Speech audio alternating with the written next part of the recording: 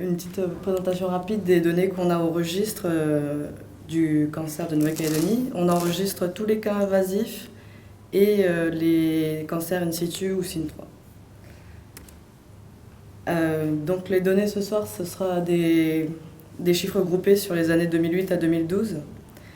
Donc sur ces 5 années, en moyenne, les moyennes ont donné que le col de l'utérus est le 6e site le plus touché chez la femme en Nouvelle-Calédonie par les cancers invasifs.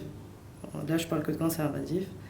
Au niveau comparaison internationale, on a une incidence moyenne à 14,2, ce qui nous place à équivalence de la Réunion et de la Guadeloupe, mais on a une incidence 2 fois plus élevée que la France ou les pays voisins comme l'Australie ou la Nouvelle-Zélande. Sur 2008-2012, on a recensé 103 tumeurs invasives, donc à peu près 20 par an.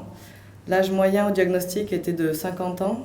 Les âges des femmes atteintes d'un cancer invasif du col allaient de 27 ans à 94 ans. Au 30 novembre 2014, sur ces 103 femmes, 42 étaient décédées des suites de leur cancer. Sur le même laps de temps, on avait recensé 281 tumeurs in situ, soit à peu près 56 par an, à un âge moyen de 37 ans environ.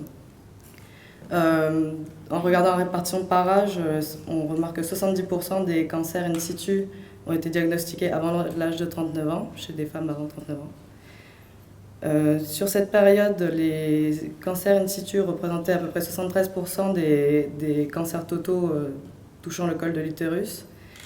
Si on regarde que les invasifs, le stade de diagnostic à 20% était à un stade métastatique. Donc vite fait, sur la répartition par province des cancers invasifs du col de l'utérus, on ne remarque pas de différence significative par rapport à la répartition générale de la population. Pour la répartition par communauté, on remarque une surreprésentation de la communauté mélanésienne par rapport aux données de l'ISEE du recensement de 2009. Pour l'évolution du nombre de cas jusqu'à aujourd'hui, pour les cas invasifs, on tourne à 20 cas par an environ.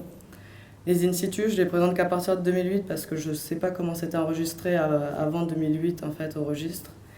Et en 2008, les in situ ça représentait environ 65%